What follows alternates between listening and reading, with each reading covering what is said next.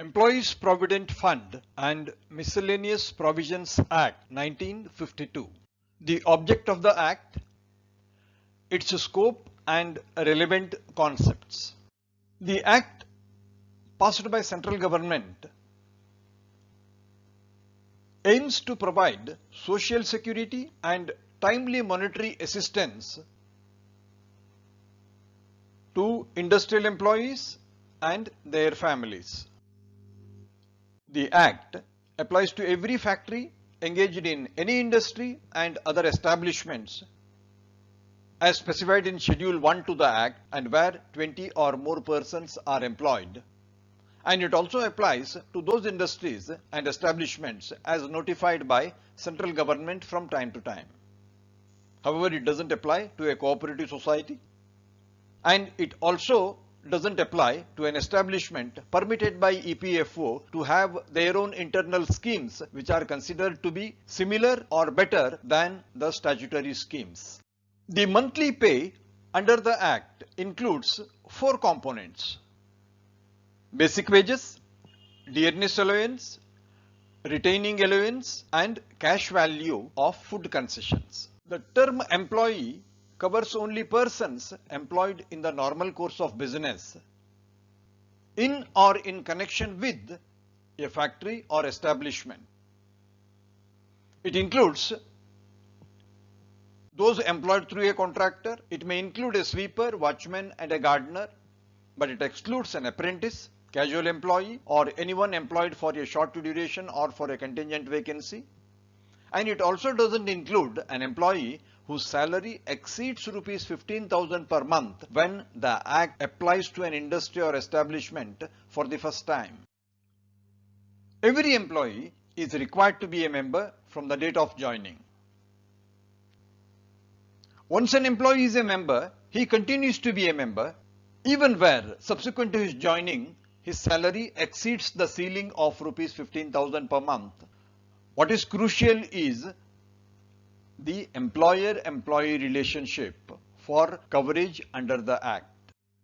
Employer in respect of a factory means the owner or occupier of the factory. It includes the agent of such owner or occupier, and it also includes the legal representative of a deceased owner or occupier. In respect of any other establishment, it includes the person having ultimate control over the affairs of the establishment.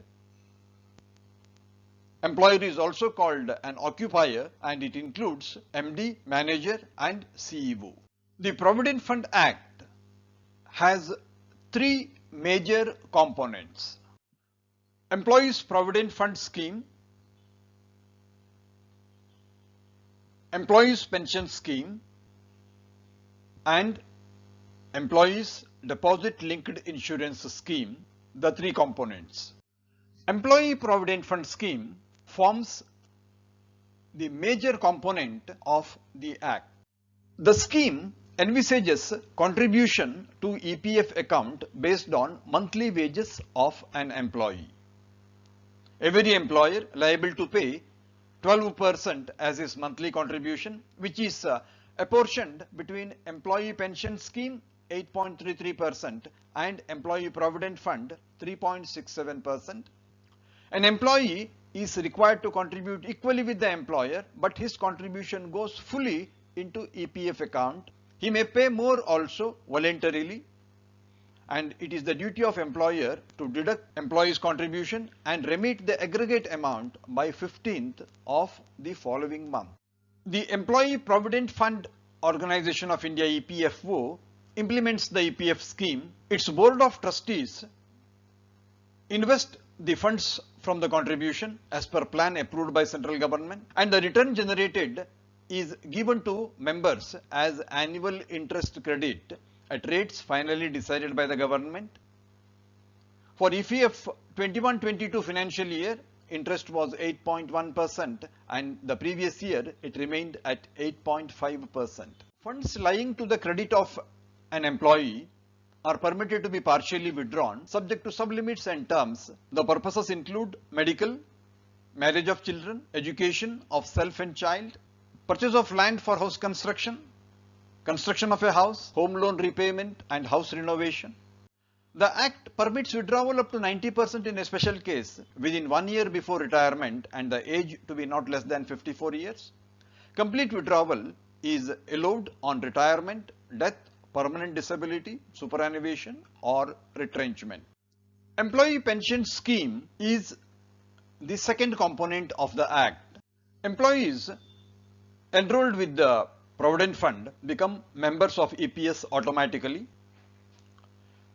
Government adds 1.16% to the contribution of employer. For getting pension, one has to put in an aggregate service of 10 years. Monthly pension made available from 58 years of age until death. Where a person is not able to accumulate the minimum service of 10 years, he is permitted to withdraw accumulations under EPS and EPF schemes. Pension is also payable on permanent disability, superannuation and completion of 58 years of age.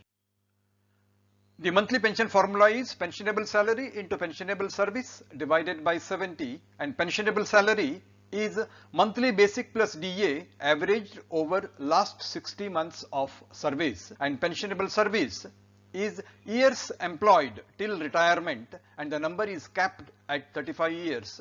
In the calculation of service, 6 months and above rounded off to 1 year and less than 6 months is ignored. The third scheme under the EPF is employee deposit linked insurance, which gives assurance benefit to the nominee of an employee.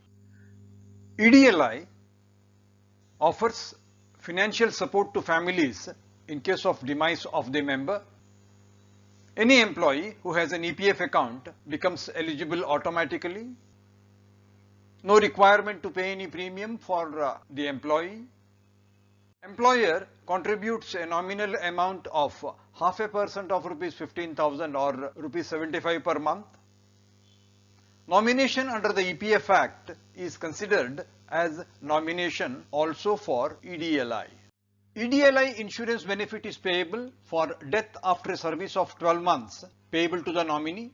It comprises two components. One is 30 times the average monthly wages with a ceiling of 15,000 per month for the preceding 12 months, and 50% of average balance in EPF subject to a ceiling of 2,50,000. Both put together, the minimum compensation is rupees 2.5 lakhs with a ceiling of rupees 7 lakhs.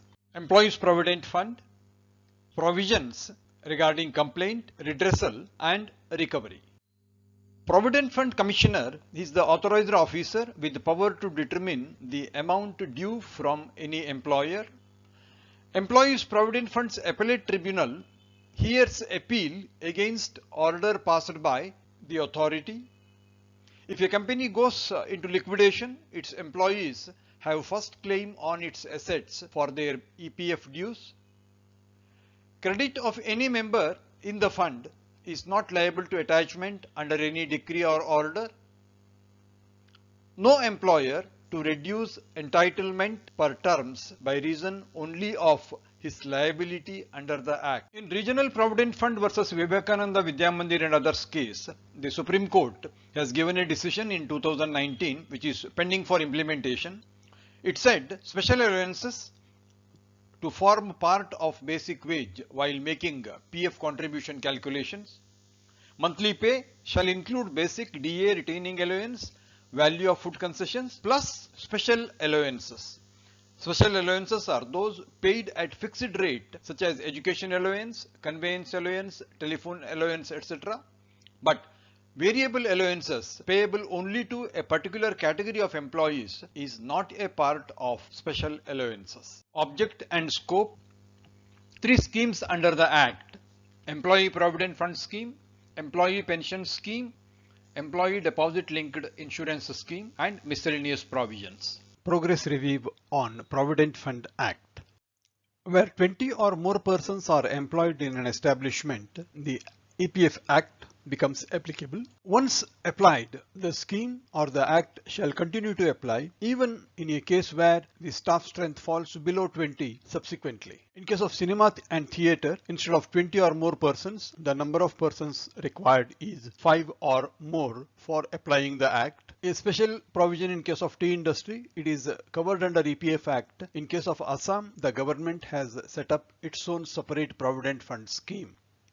EPF is not applicable to a cooperative society. It is not applicable to an establishment set up by central government or state government with similar schemes, and it is not applicable to establishments which are permitted to have their own schemes under approval from Employee Provident Fund Organization, and certain establishments which are exempt by central government by notification. And central government can also exempt an establishment based on the financial position of that establishment on a case-to-case basis. An employee is required to become a member from the date of joining the employment.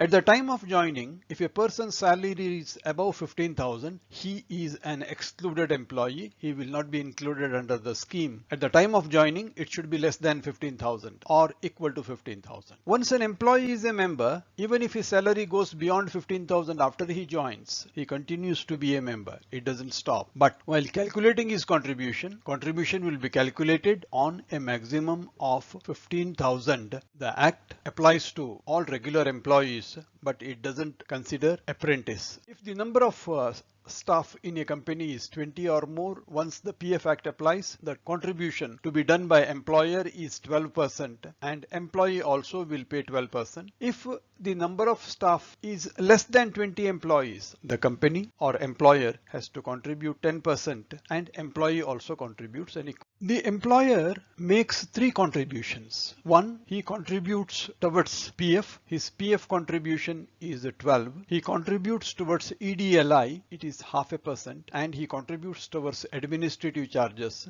0.5%. Employee contributes only towards PF. Employee also contributes 12%. And whatever 12% paid by the employer, it is split into two components. 3.67 is Employee Provident Fund EPF, and the balance is transferred to Employee Pension Scheme. The contribution of employer to EDLI, as we saw, is 0.5% of the monthly pay. 0.5% of 15,000 ceiling is 75 per employee. Minimum administrative charges. If there are hardly any employees, he has to pay 500 per month per establishment. The contribution to the fund has to be remitted within 15 days. Where the employer has his own employees and also employees hired through contractor, the employer is responsible to pay both contributions from his side, and he can recover from his contractor separately. Whenever an employer has got an appeal against any demand, his job is first to deposit at least 75% of the amount due as determined under the Act, and then file an appeal under EPF Appellate Tribunal. And when a person is transferred from one employment to another, or he changes an employment,